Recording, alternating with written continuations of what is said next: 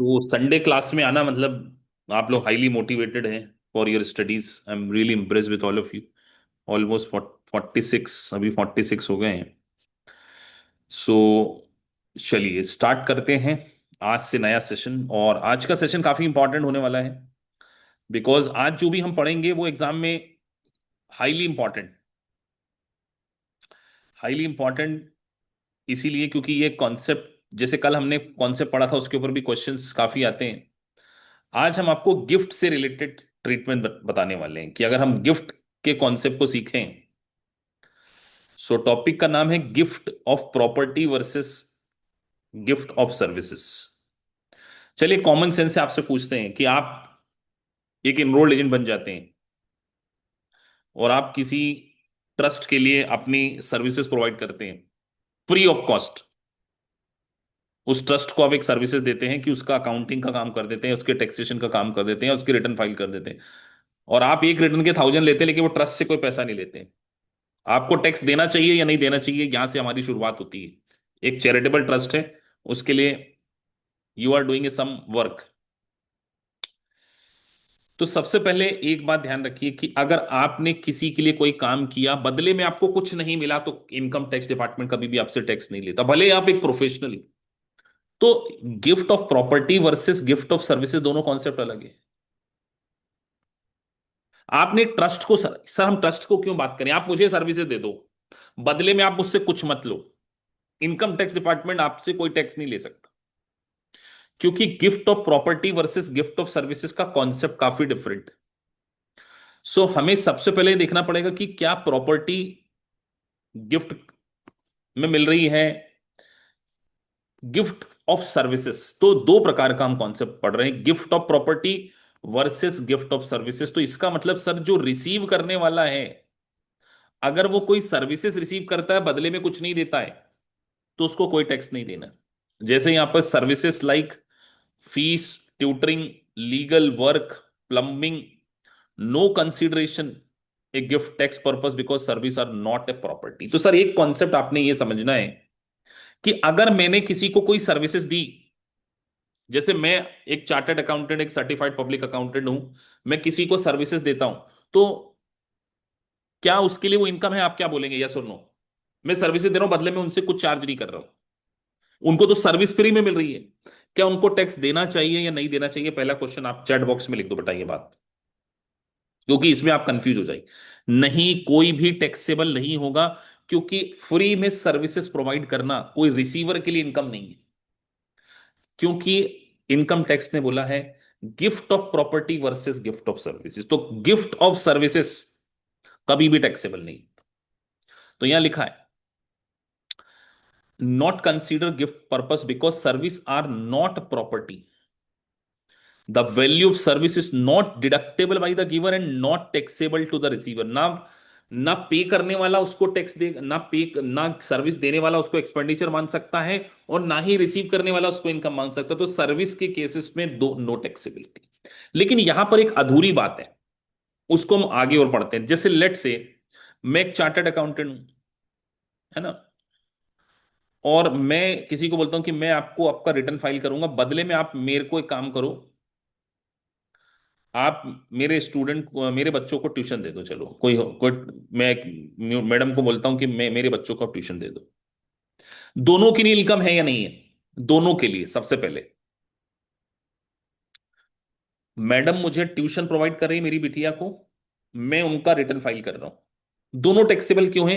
क्योंकि सर यहां पर सर्विसेज का एक्सचेंज हो रहा है, बदले में सर्विस देने के बाद बदले में सर्विसेज मिल रही है। तो सर्विस के बदले में अगर सर्विस मिलती है, यानी बार्टर होता है, तो दोनों के हैंड पे टैक्सेबिलिटी आएगी। अगला क्वेश्चन आप लोगों से, क्या किसी प्रकार का कोई एक्सपेंडिचर का डिडक्शन का कॉन्सेप्ट आएगा क्या? क्या डिडक्शन की कोई एक्सपेंसेस की डिडक्शन मिलेगी क्या? अगला क्वेश्चन आप लोगों से।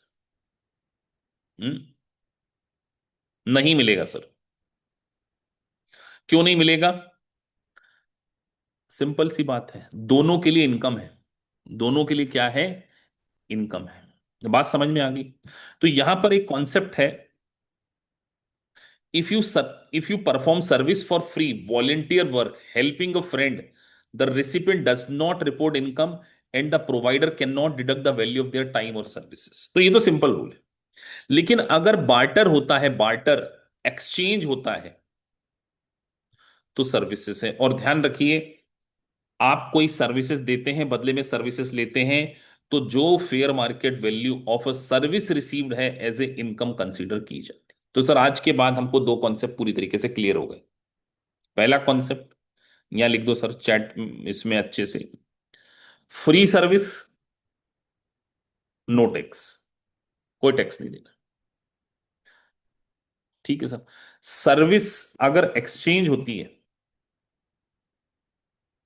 बोथ पर्सन जो एक्सचेंज कर रहे हैं उनके हैंड पे, बोथ पर्सन के हैंड पे क्या है, टैक्सेबल है। ठीक है सर। और क्या, fair market value of, fair market value of service receive, ये बड़ा इंपॉर्टेंट वर्ड है सर्विस रिसीव, इसमें ही कंफ्यूज हो जाते हैं, इसको मैं हाईलाइट कर दे रहा हूं। सर्विस रिसीव मतलब मैं एज ए सीए और वो मैडम एज ए ट्यूशन, मेरे एक रिटर्न की फीस $1000 है, उनके एक ट्यूशन की फीस 500 या $1200 है। बताओ, मैडम के लिए इनकम और मेरे लिए इनकम बताना है। सर और मैडम लिख देना। सर के लिए इनकम यानी मेरे लिए इनकम, मेरे रिटर्न फाइल की क्या इनकम होगी, और मैडम के लिए क्या इनकम होगी। यही क्वेश्चन एग्जाम में पूछा जाता है, दोनों की वैल्यू चेंज करके। बोथ के लिए इक्वल नहीं बोला गया है। क्या बोला गया है, जो सर्विस रिसीव कर रहे हैं, सर्विस रिसीव क्या कर रहे हो आप उसमें, जो सर्विस आप रिसीव कर रहे हो वो ट्यूशन की रिसीव कर रहे हो ना, ट्यूशन की रिसीव कर रहे हो तो उसकी एफएमबी, तो ट्यूशन की एफएमबी क्या है, 1200। और जो मैडम रिटर्न की सर्विसेज कर रही हैं उसकी फेयर मार्केट वैल्यू क्या है, 1000। बात समझ में आ गई। तो ये तो कॉन्सेप्ट यहां से शुरू होता है, एडवांस लेवल। चलिए आगे बढ़ते हैं। बार्टर और एक्सचेंज ऑफ सर्विसेज, जैसे हमने यहां पर एग्जांपल बता दिया कि सारा एक रिटर्न फाइल करती है और माइक उसका कार रिपेयर करता, both must report the fair market value of service received as a income on their return. तो सर्विस रिसीव्ड उनकी फेयर मार्केट वैल्यू क्या होगी। अब एक क्वेश्चन ये है कि मान के चलो मैं मैडम को $300 अलग से पे भी कर रहा हूं, मैं वो मेरी बिटिया को ट्यूशन पढ़ा रही है, $1200 प्लस $300 अलग से पे कर रहा हूं।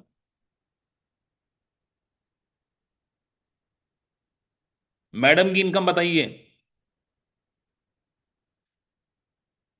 मैडम की इनकम, तो मैडम की इनकम हो जाएगी 1000 का रिटर्न प्लस 300, 1300। क्या मेरे लिए एक्सपेंडिचर कितना हो जाएगा, बस मैं चेक करना चाहता हूं, आपका ध्यान कितना, मेरे लिए एक्सपेंडिचर कितना हो जाएगा। आप में से बहुत सारे बच्चे 300 लिखेंगे लेकिन मैं जीरो लिखूंगा, पूछिए क्यों, क्योंकि ये पर्सनल नेचर का एक्सपेंडिचर है बेटा। ट्यूशन पढ़ाना is not an business expenses. Getting my point. मेरी बिटिया को अगर वो ट्यूशन पढ़ा रही है तो मेरे लिए कौन सी इनकम हो गई, मेरे लिए तो वो एक्सपेंडिचर होगा ही नहीं, जीरो होगा। तो एग्जामिनर आपसे इस तरीके के क्वेश्चन पूछ लेता है, ये ट्यूशन वाला एग्जाम्पल है। Is it clear, exchange of services का काम। अब सर अगला क्वेश्चन मैं आपसे पूछता हूं, आप किसी को प्रॉपर्टी दे रहे हो, प्रॉपर्टी, और बदले में वो आपको सर्विस दे रहा है। मेरे पास एक कार है और एक पर्सन है, मुझे उससे टैक्स की सर्विसेज लेनी है। तो सर मेरे लिए, सामने वाले के लिए इनकम क्या है, तो इनकम हमेशा सिंपल रूल है, कार की फेयर मार्केट वैल्यू, कार की फेयर मार्केट वैल्यू उसके लिए क्या हो जाएगी, इनकम हो जाएगी। मैं कार देकर उससे टैक्स कंसल्टेंसी की सर्विसेज ले रहा हूं। अब एक क्वेश्चन ये आता है, मेरे लिए इनकम क्या हो जाएगी यहां पर, अब मेरे को यहां पर देखना है आप लोग दिमाग लगा पाते हैं या नहीं लगा पाते। मेरे पास कार है, उसकी फेयर मार्केट वैल्यू $1000 है, और वो जो टैक्स की सर्विसेज है उसकी कीमत भी लेट से $1000 ही है। मेरे लिए इनकम, मैं देखना चाहता हूं आप लोग दिमाग लगाते हैं कि नहीं, मैं कार देख के टैक्स टैक्स की सर्विसेज ले रहा हूं। सर इनकम कुछ नहीं होगी यहां पर, अगेन जीरो। अरे बेटा, कार एक प्रॉपर्टी है। कार आप दे रहे हो तो आपकी जेब से कार एक प्रॉपर्टी जा रही है, बदले में आपको टैक्स की सर्विसेज मिल रही है, तो वो आपके लिए इनकम नहीं, वो आपके लिए एक्सपेंसेस है। पता चले आप इनकम इनकम ढूंढ रहे हो। अरे टैक्स की सर्विसेज आप बिजनेस के लिए लेते हो तो वो आपके लिए एक्सपेंडिचर है या नहीं, है बात समझ में आई या नहीं आई? कंफ्यूज हो जाते हैं कई बच्चे इसमें। सर इनकम छोड़ो, यहाँ तो एक्सपेंसेस की बात कर दी आपने। Is it clear?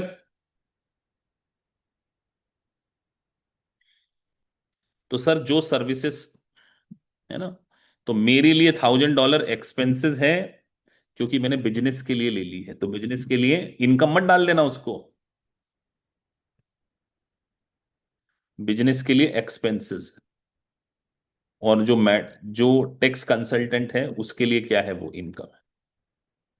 तो ये छोटे छोटे कॉन्सेप्ट होते हैं जो लॉजिकली ही आपको सॉल्व करने होते हैं, और ये किसी किताब में अच्छी जगह नहीं मिलते, लेकिन मैं अपने अनुभव से आपको बता रहा हूं। बिकॉज मैंने यूएस सीपीए में डबल टैक्सेशन पढ़ा हुआ है, रेगुलेशन और टीसीपी, काफी एडवांस लेवल पे, तो वहां पर ऐसे मैंने बहुत सारे क्वेश्चंस सॉल्व किए हैं, तो मेरे को वो कॉन्सेप्ट काफी डिटेल में क्लियर हो चुके हैं। सर जो कार दिया है उसका ट्रीटमेंट, अब एक और इंपॉर्टेंट बात आती, कार दिया है, वो कार क्या मेरी कैपिटल एसेट है या नहीं है, अगला क्वेश्चन तो ये आता है। अब यहां पे तीसरा ट्रीटमेंट भी आ जाएगा। तो सर आपकी कार एक कैपिटल एसेट है, कार आपकी जा रही है, बदले में आपको सर्विसेज मिली, तो कार एक कैपिटल एसेट है, और अगर मेरी कैपिटल एसेट की बुक वैल्यू $500 या $300 थी, और वो जो टैक्स की सर्विसेज थी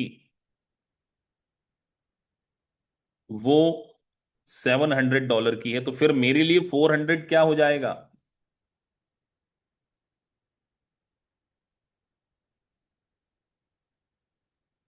कैपिटल गेन। बात समझ में आती सर? हम तो घूम गए, ये तो आपने गिफ्ट में न जाने क्या क्या कर दिया। क्या इसका एक पूरा एक्सेल शीट लिख दूं, कि समझ में आ गया सबको? पूरे सारे पॉइंट लिख दूं और क्लियर है? फटाफट। किस किस कौन कौन बच्चे चाहते हैं कि सर लिख दो? राइट इट, चलो तो लिख देते बेटा, एक एक्सेल शीट बना देते हैं, नहीं तो फिर आप लोग है ना ये क्वेश्चन में फंस जाओगे। एक्सेल शीट बना देते। पहला पहला point, when service is perform without receiving anything. ठीक है, तो आपको पता ही है, no, no tax as well as no expenses. ये बात आपको समझ में आ गई सर? ठीक है, when service is perform without receiving anything. ठीक है सर। अगर बार्टर है तो, बार्टर ट्रांजेक्शन है तो आपने पढ़ लिया होगा सर, बार्टर ट्रांजेक्शन में एफएमवी ऑफ सर्विस रिसीव्ड। तीसरा,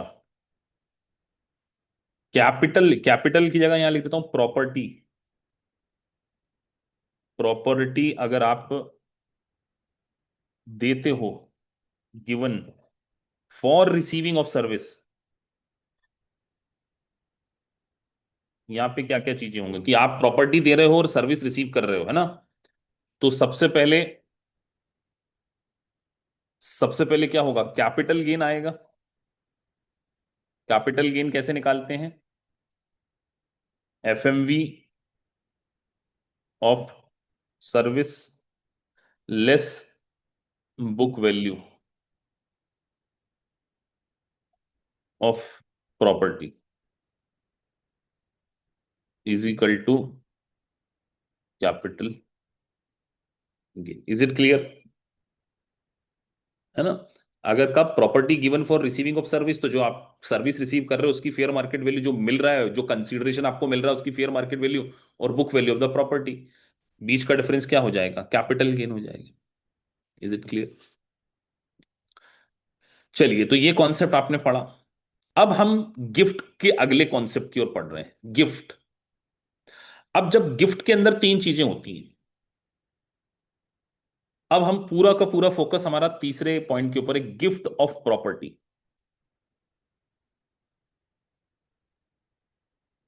पहला कॉन्सेप्ट, एक होगा डोनर और एक होगा आपका डोनी।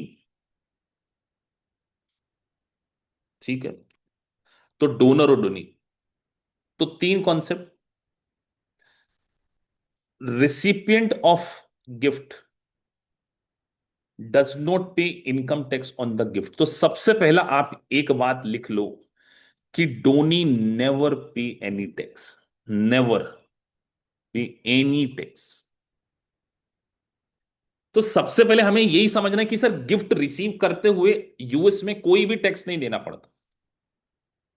डोनी को तो कभी कोई टैक्स देना ही नहीं है। रिसिपिएंट ऑफ गिफ्ट, तो पहला कॉन्सेप्ट आपके दिमाग में यही होना चाहिए कि सर गिफ्ट के केस में रिसीव करने वाले को कोई टैक्स नहीं देना होता। और गिफ्ट का मतलब क्या होता है? गिफ्ट का मतलब होता है without expecting full value in return, बदले में कुछ ना मिले, वही गिफ्ट है बेटा। गिफ्ट को समझना भी बहुत जरूरी है। हाँ, इंडिया में अलग कॉन्सेप्ट है, लेकिन यूएस में एक सिंपल रूल है कि recipient of gift will never pay tax. दूसरा concept, donor may be subject to gift tax if gift exceed the annual exclusion. Exam में एमसीक्यू में ये क्वेश्चन हमेशा ही पूछा जाता है। हर बच्चा बोलता है गिफ्ट के ऊपर क्वेश्चन आता ही आता है।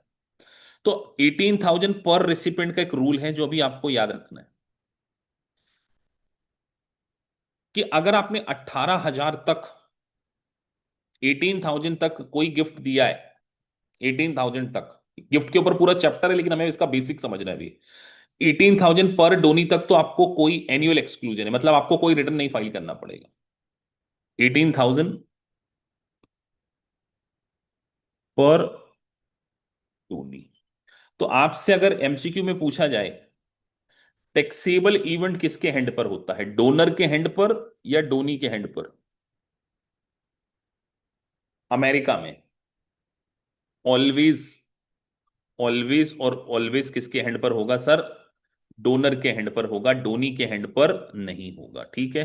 डोनर के हैंड पर ही टैक्सेबल इवेंट होता है, और वो भी इफ पर रिसिपिएंट 18,000 से। पहला कॉन्सेप्ट, ये तो सिंपल से। अभी इसके आगे और भी इम्तिहान और है। अब एक कॉन्सेप्ट हम समझने जा रहे हैं कि यू आर डोनी। तो डोनी के पास अगर कोई प्रॉपर्टी आती है, तो यहां पर एक नया कॉन्सेप्ट का जन्म होता है जिसका मतलब होता है basis of property. Basis of a property. अगर डोनी के हैंड पर कोई कॉन्सेप्ट आता है, तो यहां पर आएगा बेसिस ऑफ प्रॉपर्टी, यानी कि जो रिसीव कर रहा है, जो रिसीव कर रहा है डोनी, मैं हिंदी में लिख देता हूं बेटा, जो गिफ्ट को रिसीव कर रहा है ना, उसके हैंड पर एक बेसिस आएगा। बेसिस का मतलब क्या होता है? बेसिस किस चीज के लिए काम में आता है? बेसिस ऑफ प्रॉपर्टी किस काम में आती है? जब हम उस प्रॉपर्टी को सोल्ड कर देंगे तो कैपिटल गेन के कैलकुलेशन के लिए। ठीक है सर? तो सर जब डोनर अपनी कोई प्रॉपर्टी डोनी, सॉरी सॉरी, जब डोनर अपनी कोई प्रॉपर्टी डोनी को देता है तो डोनी के पास वो प्रॉपर्टी आ जाती है। तो डोनी के पास जो प्रॉपर्टी आती है उसकी बेसिस ऑफ प्रॉपर्टी को एक कंसेप्ट है कि हम जनरली फेयर मार्केट वैल्यू नहीं लेते हैं। क्या लेते हैं? Original cost basis, carry over base.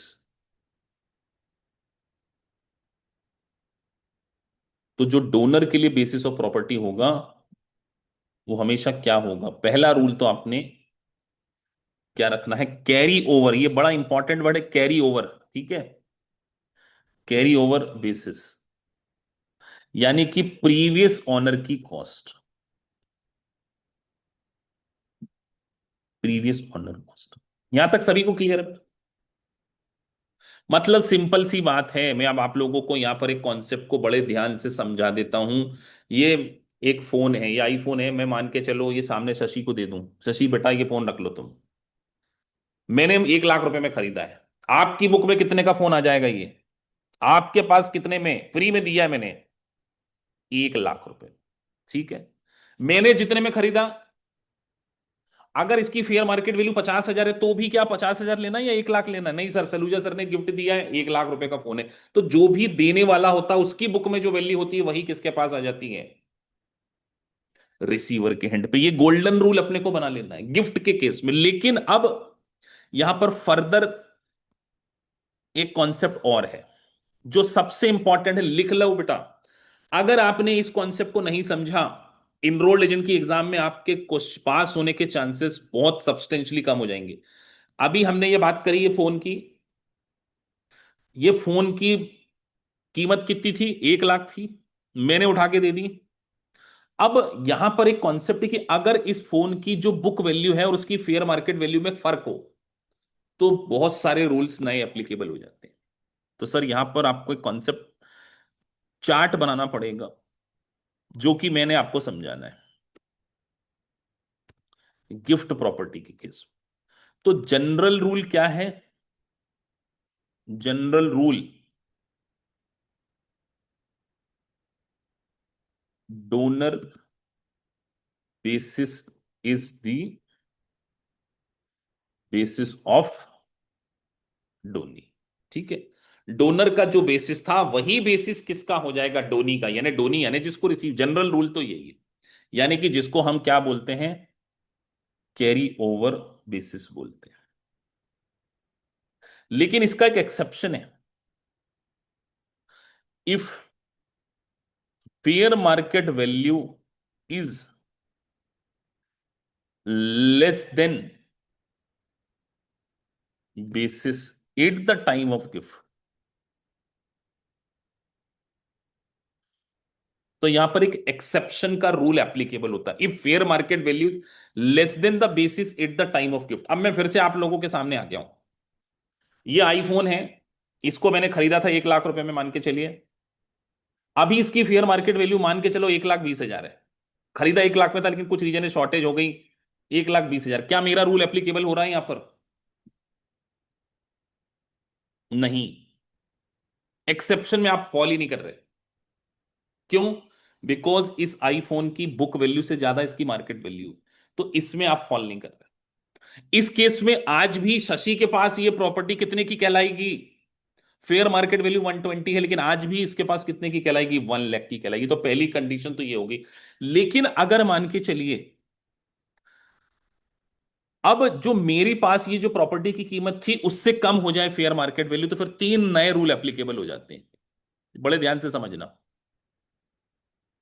If fair market value is less than basis, मान के चलो ये मेरा जो आईफोन था इसकी कीमत 1 लाख बुक वैल्यू थी ना, मैंने खरीदा था इसलिए। लेकिन जब मैं गिफ्ट दे रहा हूं तब मान के चलो इसकी कीमत 70,000 हो जाती, तब आप यहां पर एक एक्सेप्शन रूल में आ जाते हैं। और यहां पर फिर 3 कंडीशन एप्लीकेबल हो जाएगी, 1, 2, 3। ये तीनों कंडीशन को अपन ने समझना है। अभी आईफोन का गिफ्ट शशि के पास चला गया। अब मान के चलो शशि इस फोन को सोल्ड आउट करता है किसी और को, मुझसे गिफ्ट मिला, मैंने इन्हें बेचना शुरू कर दिया। मान के चलो वो इसको अगर 1,20,000 में सेल करता है, तो पहला रूल ये बोलता है कि अगर कोई प्रॉपर्टी जो आपको गिफ्ट में मिली थी अगर उसकी फेयर मार्केट वैल्यू कम है eight the time of gift और उसको फर्दर सेल किया जाता है प्रॉफिट पे, तो बेसिस लिया जाएगा। बेसिस क्या लिया जाएगा? Donor basis. Donor basis. तो यहां पर 1 लाख में सेल किया है तो कैपिटल गेन कितना आ गया? 20,000। अगर मान के चलिए शशि इसको सोल्ड आउट करता है लॉस में। अभी शशि के पास ये 1 लाख का था, अगर मान के चलो ठीक है वो इसको सोल्ड आउट कर देता है 55,000 में, तब बेसिस क्या लिया जाएगा? तब बेसिस लिया जाएगा fair market value. Fair market value at the time of gift. तो at the time of gift क्या है? थोड़ा सा इसको अपन इधर कर लेते हैं, स्क्रीन पे नहीं दिख रहा होगा कई बच्चों को। Fair market value at the time of gift क्या है? 70,000। तो हमने 55 में सोल्ड किया है 70 की चीज को, तो लॉस कितना आएगा? यह आ जाएगा लॉस। तीसरा कॉन्सेप्ट, अगर मान के चलिए डोनी इसको इन बिटवीन बेचता है फेयर मार्केट वैल्यू और बुक वैल्यू के बीच में, लेट से वो 60,000 में बेचता है, तब बेसिस जो है वो सेल वैल्यू ही ले लिया जाएगा। तो सेल वैल्यू यहां पर कितनी है? 60,000। No capital, no gain, no loss. ये कौन बोल रहा है? ये इनकम टैक्स का रूल है। Very very important. अगर आपको ये समझ में आ गया तो आपको 100% लिख लो बेटा, 2 क्वेश्चन इसके ऊपर देखने को मिल सकते हैं। और अगर आपके 2 क्वेश्चन गलत हो गए एग्जाम में तो हो सकता है फिर 5 देखने को मिले। आपको पता ना यही बेस एग्जामिनेशन है। फिर से पढ़ाएंगे, कोई जल्दबाजी है ही नहीं हमें। सर पहली कंडीशन तो सिंपल है।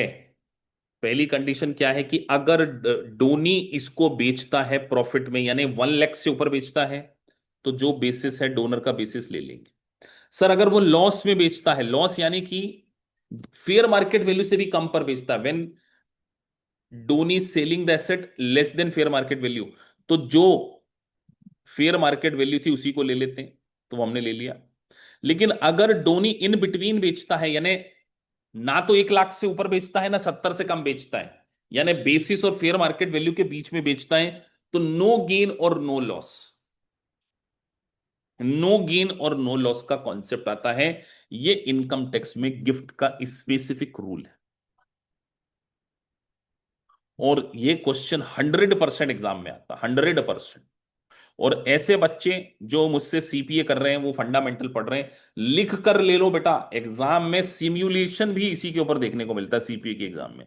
और सिमुलेशन नॉट ओनली रेग की एग्जाम में, बल्कि टीसीपी की एग्जाम में भी आपको देखने को मिलेगा। तो वेरी वेरी इंपॉर्टेंट कॉन्सेप्ट।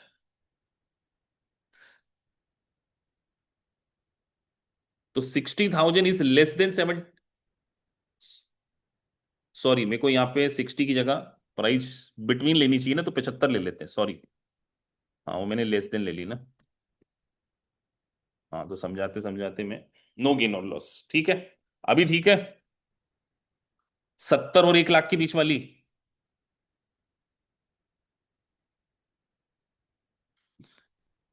अब रूल पढ़ लेते बेटा। बताओ ये एक्सेप्शन, इस एग्जाम्पल को पढ़ो। एक मम्मी जी ने एक कोई गिफ्ट खरीदा था, स्टॉक खरीदे थे $10,000 के। उन्होंने अपने बेटे को दे दिए। जिस दिन दिए उस दिन फेयर मार्केट वैल्यू कुछ और थी। जिस दिन गिफ्ट दिया उस दिन 25 का था, 25,000 ले लो।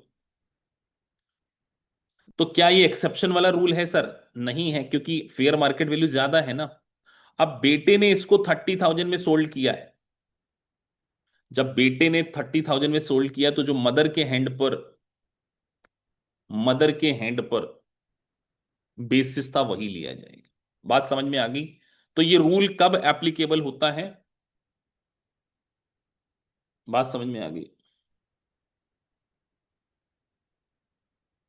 सर ये किसके हैंड पे टैक्सेबिलिटी की बात हो रही है, डोनर या डोनी? ये कई बार मेरी टंग स्लिप हो जाती है डोनर डोनी में, तो मैं जानबूझ के बोलता हूं रिसीव करने वाला। अरे ये किसके हैंड पे टैक्सेबिलिटी की बात हो रही है बेटा? ये डोनी के हैंड पे हो रही, मुझे पता था आप लोग सब गलत करोगे, डोनर लिख रहे हैं कई बच्चे। अरे माल कौन ने बेचा, गिफ्ट किसने बेचा? बेचा कौन ने? डोनी ने बेचा ना, तो फिर आप डोनर सेल करने, ये कैपिटल गेन के बारे में बात हो रही है। बात समझ में आ गई? मतलब सर आप ये कहना चाहते हैं कि ये जो फोन आपने दिया था ये शशि ने सोल्ड किया ना, तो शशि के पास जो पैसा आएगा वो कैपिटल गेन देगा कि मैं दूंगा? शशि को देना टैक्स। गिफ्ट, अब ये गिफ्ट वाली बात नहीं हो रही है, गिफ्ट खत्म हो गया, अब यहां पर कैपिटल गेन की बात आ गई थी। बात समझ में आई या नहीं आई? कई बच्चे लिख रहे हैं कि सर आपके हैंड पर टैक्सेबल होगा। टैक्सेबल किसके हैंड पर होगा? डोनी, जो रिसीव कर रहा है। बात समझ में आ गई?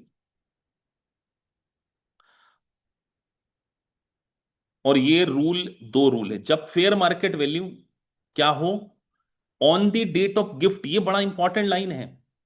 Fair market value on the date of gift. Sir who sold the received gift? कौन ने बेचा होगा रिसीव्ड गिफ्ट? डोनी बेचेगा, डोनर थोड़ी बेचेगा। रिसीव्ड करने वाला गिफ्ट कौन सेल करता है? डोनी भी बेचेगा ना। डोनर कैसे बेचेगा? डोनर ने तो दे दिया, ये मैंने तो फोन दे दिया, तो मैं कैसे बेच सकता हूं? Can I sold this? अब एक कॉन्सेप्ट और आता है, इनहेरिटेंस वर्सेस गिफ्ट में कैसे आप डिफरेंशिएट कर सकते हो? इनहेरिटेंस वर्सेस, कोई पर्सन अपने जाने के बाद कोई प्रॉपर्टी छोड़ के जाता है, that is called inheritance, this is not called gift. एक बात ध्यान रखिए, इनकम टैक्स में एक वेरी इंपॉर्टेंट बात है कि इनहेरिटेंस किसी व्यक्ति की मृत्यु के बाद ही मिल सकता है। इनहेरिटेंस अगर बिफोर बिफोर डेथ है तो वो इनहेरिटेंस नहीं है, वो क्या माना जाएगा? गिफ्ट। क्या माना जाएगा? गिफ्ट में। ये भी एक बात ध्यान रखना है। Is it clear? अब यहां पर एक कॉन्सेप्ट ये आता है जो हमने सबसे इंपॉर्टेंट पढ़ना है।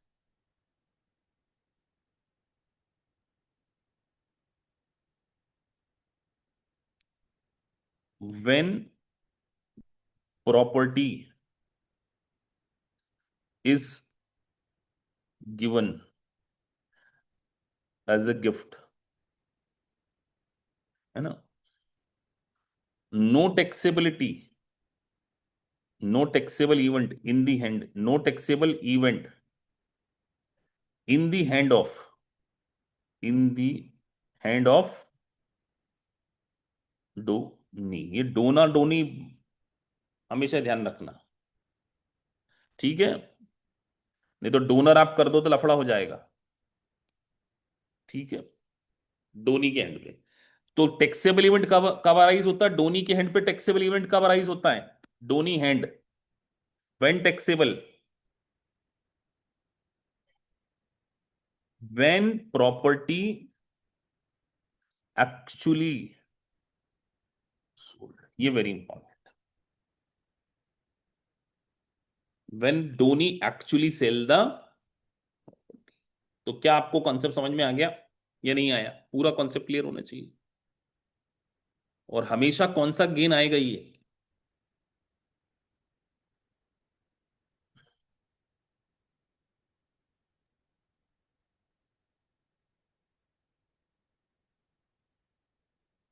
अब एक बच्चे ने मेरे से एक क्वेश्चन पूछा था सर, कि मान के चलो डोनर के पास ये प्रॉपर्टी $1000 की है और वो अपने सन को $5 में सेल कर देता, क्या ये 995 गिफ्ट है या नहीं?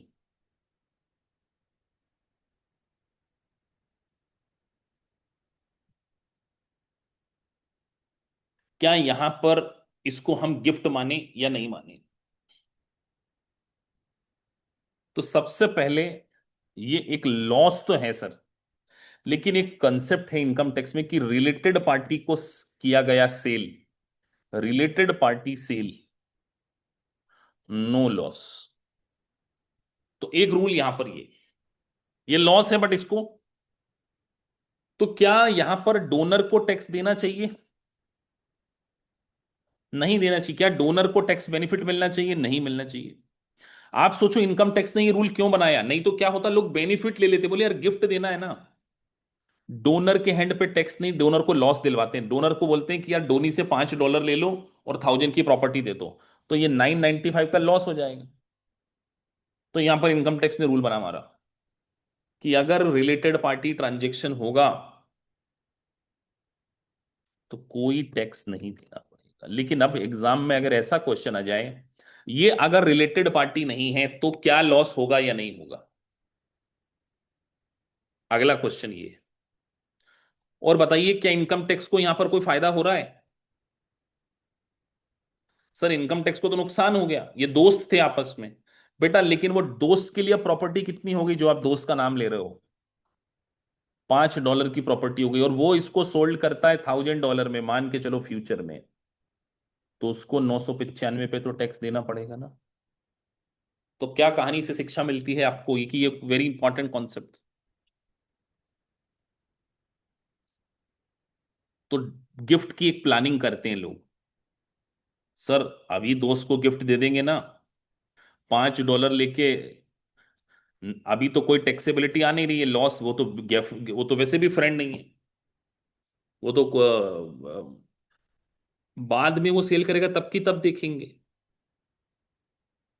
लेकिन वो प्रॉपर्टी तो उसके नाम पे हो गई ना।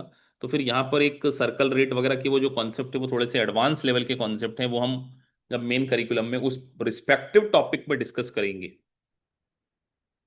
तो एक अपन ने रूल क्या बना लिया कि रिलेटेड पार्टी, तो रिलेटिव, रिलेटिव वर्ड पे ध्यान देना है, फ्रेंड के ऊपर नहीं ध्यान देना है। आप में से कई बच्चे भावुक होके बॉयफ्रेंड और गर्लफ्रेंड लिख रहे हैं, तो बेटा वो रिलेटिव नहीं मानी जाती। एक बात ध्यान रखना, ना मानी जाते हैं ना माने जाते हैं। नहीं तो आप उसको रिलेटिव मान दो, मान लो। चलो एक एग्जाम में क्वेश्चन था, सर गर्लफ्रेंड को गिफ्ट दिया, बाद में शादी कर ली, क्या करें सर? बाद में वो वाइफ बन गई, क्या गिफ्ट है? अरे बेटा डोनेशन के, गिफ्ट देते समय वो रिलेटिव नहीं थी। Eight the time of gift, eight the time of gift आपका और उसका रिलेशनशिप दोस्ती वाला था। दोस्ती वाला था, जो भी था, रिलेटिव वाला रिलेशनशिप नहीं था। बात समझ में आ गई? क्लियर है? सर एक क्वेश्चन और मन में आया है, क्या रिलेटेड पार्टी के साथ में प्रॉफिटेबल ट्रांजेक्शन किए जा सकते हैं? बिल्कुल किए जा सकते। इनकम टैक्स को प्रॉफिट में, या रिलेटेड पार्टी के साथ में आप प्रॉफिटेबल ट्रांजेक्शन करोगे तो इनकम टैक्स तो खुश होगा ना, अरे बहुत अच्छी बात है, क्योंकि इनकम टैक्स को तो टैक्स मिल रहा है। जो लॉस होता है उसका डिडक्शन नहीं मिलेगा। मैंने यही तो बताया कि अगर आप रिलेटेड पार्टी के साथ में ट्रांजेक्शन करते हो, रिलेटेड पार्टी के साथ में ट्रांजेक्शन करते हो, तो लॉस की कोई डिडक्शन नहीं मिलती। आगे हम बहुत कुछ सीखेंगे इसके ऊपर, बहुत कुछ सीखेंगे, लेकिन हाँ, गर्लफ्रेंड और बॉयफ्रेंड को दिया गया गिफ्ट टैक्सेबल है। बेटा वो गिफ्ट है, अभी हम गिफ्ट की बात कर रहे हैं, गिफ्ट। गिफ्ट तो डोनर के हैंड पर क्या होता है, टैक्सेबल। ठीक है, तो आगे गिफ्ट वाला टॉपिक आएगा, लेकिन अभी हमने कंफ्यूजन रिश्तेदारों में उठा के कंफ्यूजन नहीं करना, नहीं तो चाचा बुआ फुफ्फड़ ये सब आप ले आओगे कि सर वो रिलेटिव की डेफिनेशन में पढ़ेंगे। ठीक है, डोनर और डोनी। अगला कॉन्सेप्ट,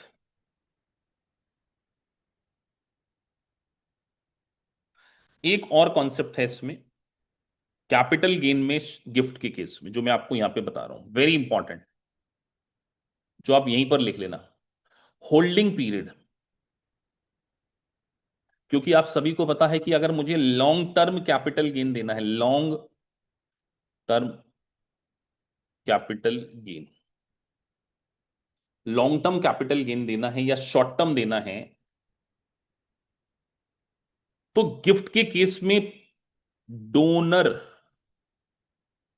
के पीरियड को भी कंसीडर किया जाता है। In case of profit, profit on future cell, ये सर क्या लिख रहे हो आप? मतलब अगर मैंने कोई प्रॉपर्टी सेल कर दी, मतलब शशि को जो मैंने प्रॉपर्टी दी थी गिफ्ट, उसने आगे फ्यूचर में सेल कर दी, तो जब से वो मेरे पास प्रॉपर्टी थी वो होल्डिंग पीरियड काउंट किया जाएगा। लेकिन अगर लॉस में सेल किया जाता है तो डेट ऑफ गिफ्ट से ही पीरियड को कंसीडर किया जाता है।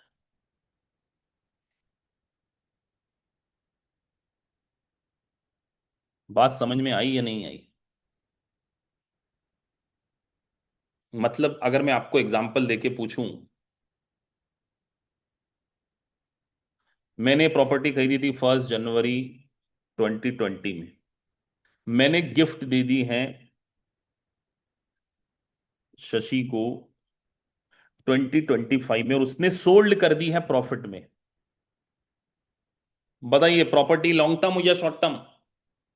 2020 में खरीदी थी मैंने, सर लॉन्ग टर्म।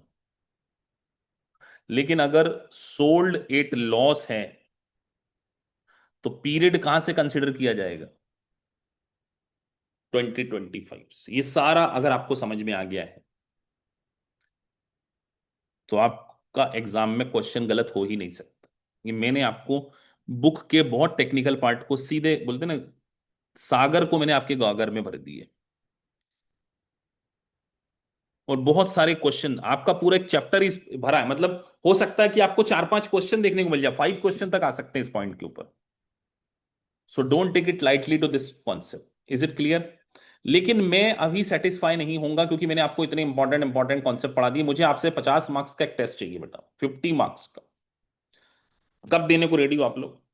अभी मैंने 20 मिनट और पढ़ाना है, लेकिन मैं आपसे पूछना चाह रहा हूं वेन यू आर रेडी, जिसमें मैं आपसे पैसिव लॉस, ये बेसिस, उसके बाद ये डोनर, ये कैपिटल गेन, टैक्स का कैलकुलेशन, सब पूछ लूं पूरा रिवीजन, और मुझे सबका टेस्ट एक साथ चाहिए, और ये टेस्ट केवल वन टाइम मिलेगा।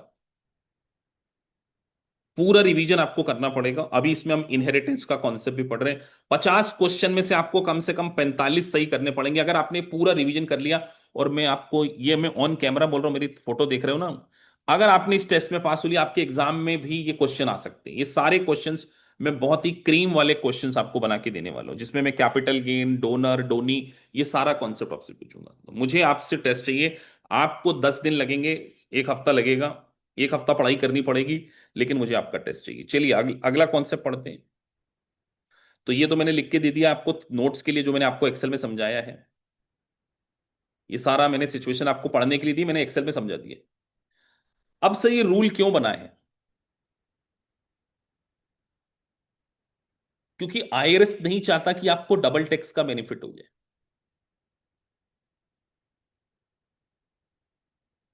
If you use donor higher basis of loss, you would claim tax loss that never really exist in the economic terms. देखो कितनी बढ़िया बात लिखी है।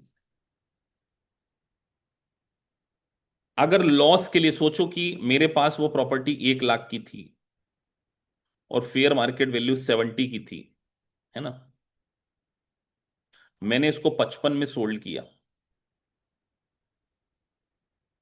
अगर जनरल रूल हम 1 लाख ही वैल्यू ले लेते ये वाली, तो 1 लाख की चीज को 55 में सोल्ड किया तो इनकम टैक्स डिपार्टमेंट को 55,000 का लॉस आपको अलाउ करना पड़ता। और लॉस का हम सेटअप कर सकते हैं।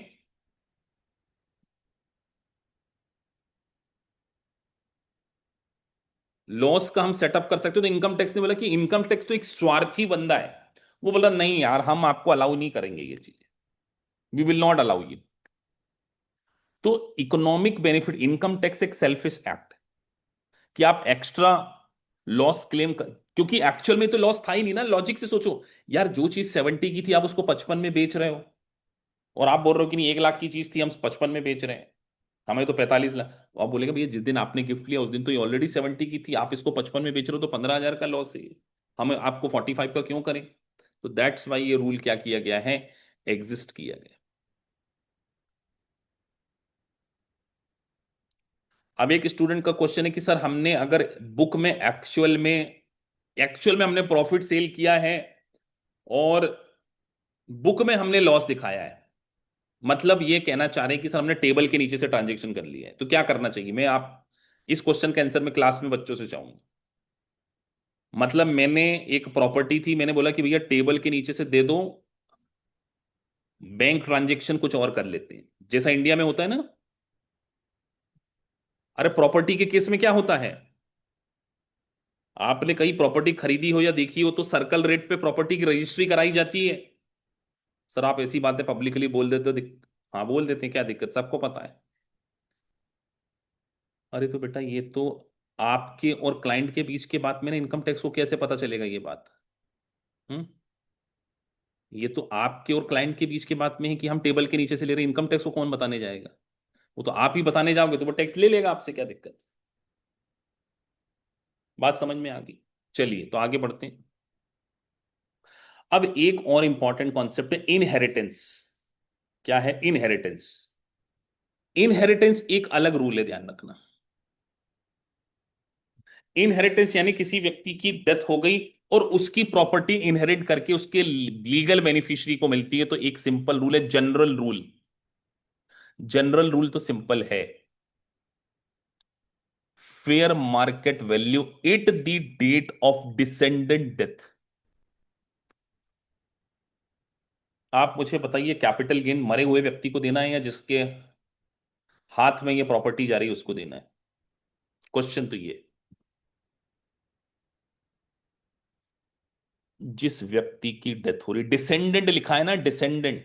डोनी वर्ड तो आएगा ही नहीं बेटा यहां पे, गुड्डन। डोनी कहां से आ गया, डोनी तो जा चुका है ऊपर। तो ध्यान रखिए, तो ये जो गेन होगा, इसके लिए अभी हम बुक वैल्यू जो ले रहे हैं, तो सर अभी इनहेरेंटेज के ऊपर कोई टैक्स नहीं आता, अभी हमने यहां पर टैक्स की बात नहीं कर रहे हैं, हम तो यहां पर ये बात कर रहे हैं कि मिस्टर एक्स की एक प्रॉपर्टी थी $10,000 की, और उसके सन को ये प्रॉपर्टी मिलती है लेट से 15 जुलाई को। तो 15 जुलाई को जो एफएमवी है वो सन के लिए क्या हो जाएगा, बेसिस हो जाएगा। जनरल रूल तो ये बोलता है। क्या यहां पर प्रीवियस ओनर की कॉस्ट को ले रहे हैं, ऐसा बोल रहा हूं क्या मैं।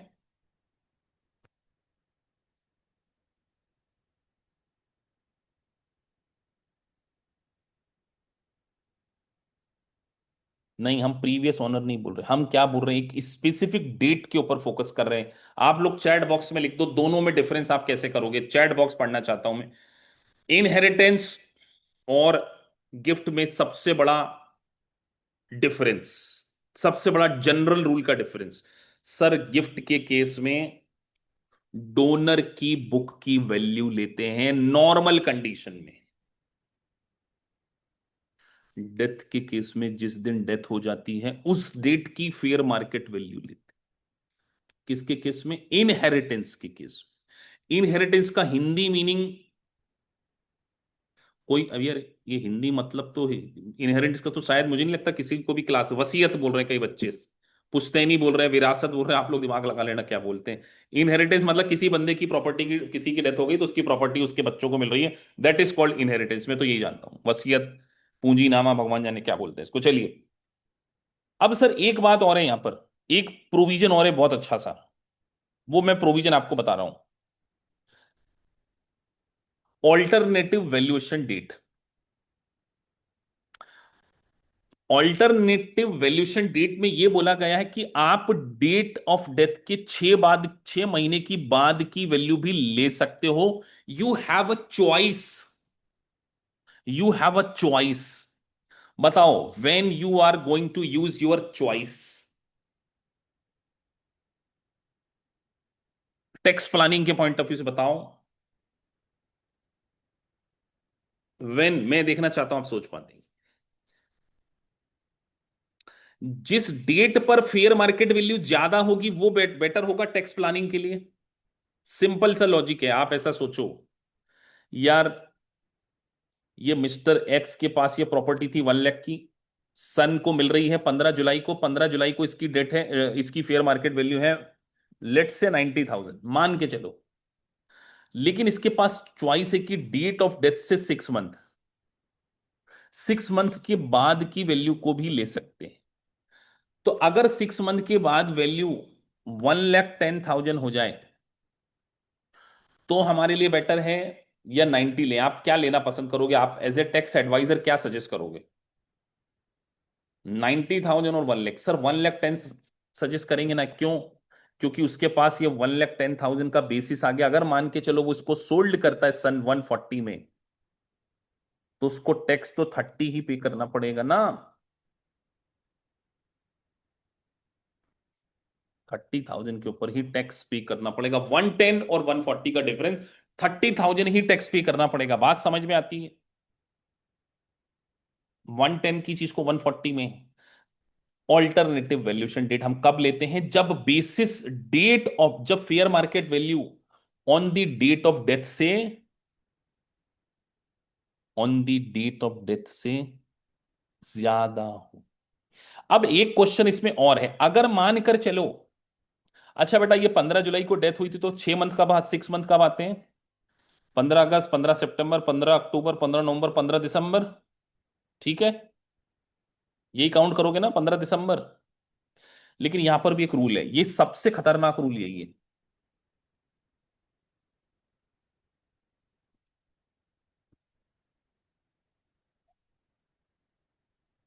अगर ये सन इस प्रॉपर्टी को 15 दिसंबर के पहले सोल्ड कर दे, लेट से वो इसको 15 अक्टूबर को ही सोल्ड कर दे, तब क्या करना चाहिए? तो यहां पर एक और गोल्डन रूल है कि डेट ऑफ सेल की फेयर मार्केट वैल्यू ले ली। Is it clear? सर अगर 15 जनवरी को बेचा तो कौन सी लेंगे? तीन क्वेश्चन। 15 जनवरी को बेचा,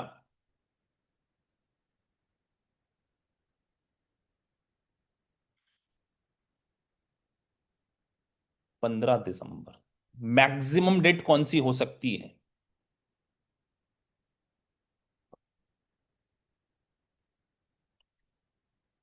15 दिसंबर।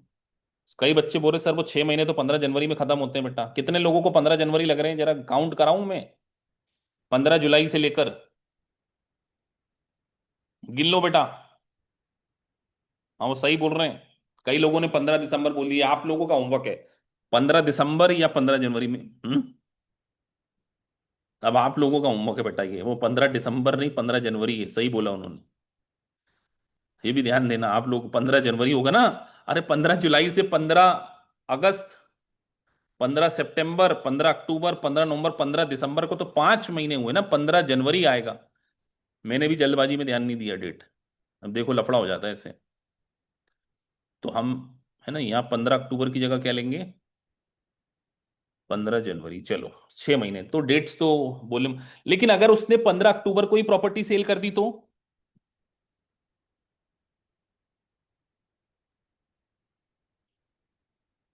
15 अक्टूबर को प्रॉपर्टी सेल कर दी तो कौन सी डेट लेना, फटाफट लिख दो।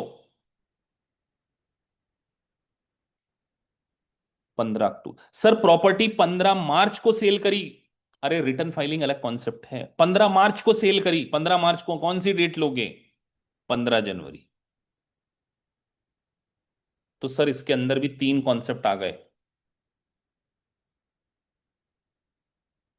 डेट ऑफ, अच्छा ये 6 महीने मैंडेटरी है या ऑल्टरनेटिव वैल्यूएशन डेट आपको चूज करना पड़ेगा? It's not an a mandatory. अगर एग्जाम में क्वेश्चन में लिखा हो कि alternative valuation date is not chosen, तब क्या करोगे? कौन सी डेट की फेयर मार्केट वैल्यू लोगे? This is the very important question. If question is saying that no alternative valuation date is chosen, date of death, और अगर क्वेश्चन में लिखा है alternative valuation date is choose, is taken, तब कौन सी date लोगे? तब कौन सी डेट लोगे सबसे पहले बताओ? तब लेंगे 6 मंथ वाली। अरे बेटा फिर ज्यादा वाला नहीं देखना, फिर 6 मंथ वाली। लेकिन अगर एग्जामिनर ने बोल दिया प्रॉपर्टी सोल्ड आउट बिफोर 15 जनवरी, तब कौन सी लेना है?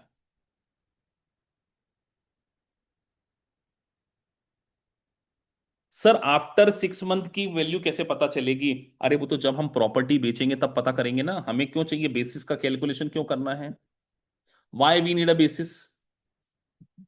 जब सेल करेंगे, तो सर सेल अगर 6 महीने बाद करेंगे, बुक में अकाउंटिंग टैक्स की तो अकाउंटिंग कुछ होती ही नहीं है वैसे भी। हम टैक्सेशन सीख रहे हैं या अकाउंटिंग सीख रहे हैं, पहला क्वेश्चन तो ये है। हम तो टैक्सेशन टैक्सेशन तो कैपिटल गेन के लिए होता है, बुक की अकाउंटिंग अलग कॉन्सेप्ट है। यूएस गैप क्या बोलता है वो हमारा मैटर नहीं है अभी। यूएस गैप कोई फ्री में प्रॉपर्टी की अकाउंटिंग करता है क्या, आप मुझे बताओ। अब आप में से किसी ने बहुत अच्छा क्वेश्चन पूछ लिया अकाउंट्स का।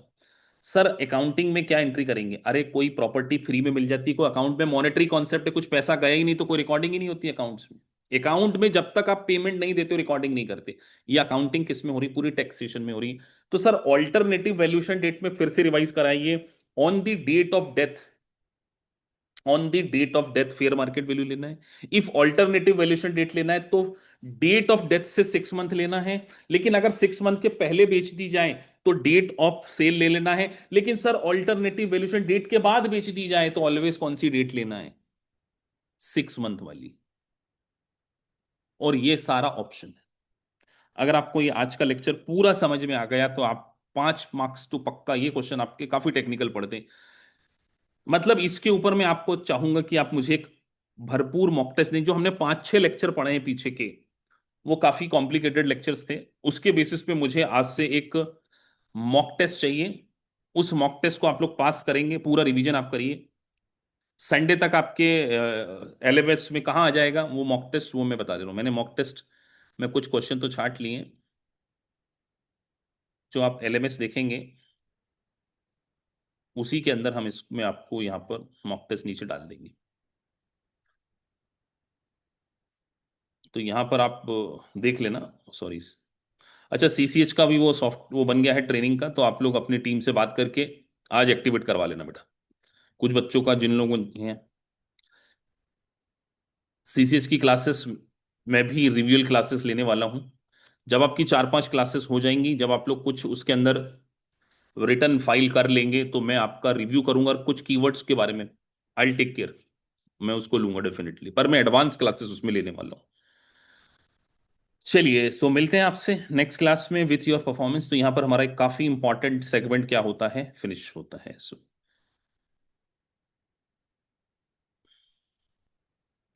ये सारे लेक्चर्स आपको एलएमएस में मिल जाएंगे। आप उसको एक बार टीम से बात करके एक्टिवेट कराइए। Thank you very much.